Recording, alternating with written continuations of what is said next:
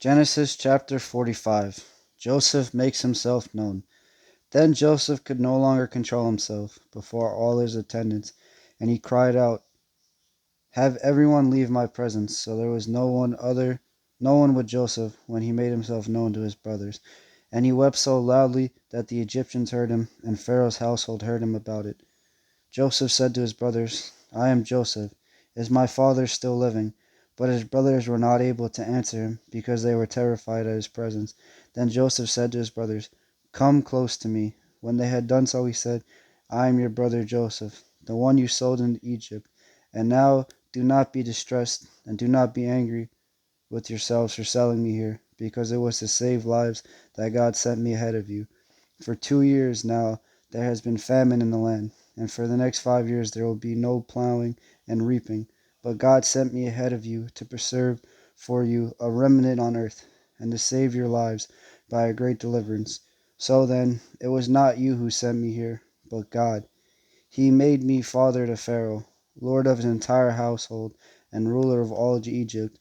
Now hurry back to my father and say to him, 'This is what your son Joseph says: God has made me lord of all Egypt. Come down to me. Don't delay. You shall live in the region of Goshen and be near me, you, your children and grandchildren, your flocks and herds, and all you have. I will provide for you there, because 5 years of famine are still to come. Otherwise, you and your household and all who belong to you will become destitute. You can see for yourselves, and so can my brother Benjamin, that it is really I who am speaking to you. Tell my father about all the honor accorded me in Egypt, and about everything you have seen, and bring my father down here quickly." Then he threw his arms around his brother Benjamin and wept. Benjamin embraced him, weeping, and he kissed all his brothers and wept over them. Afterwards his brothers talked with him. When the news reached Pharaoh's palace that Joseph's brothers had come, Pharaoh and all his officials were pleased. Pharaoh said to Joseph, "Tell your brothers, do this: load your animals and return to the land of Canaan, and bring your father and your families back to me. I will give you the best of the land of Egypt, and you can enjoy the fat of the land." You are also directed to tell them, "Do this: take some carts from Egypt for your children and your wives, and get your father and come. Never mind about your belongings, because the best of all Egypt will be yours." So the sons of Israel did this. Joseph gave them carts, as Pharaoh had commanded, and he also gave them provisions for their journey.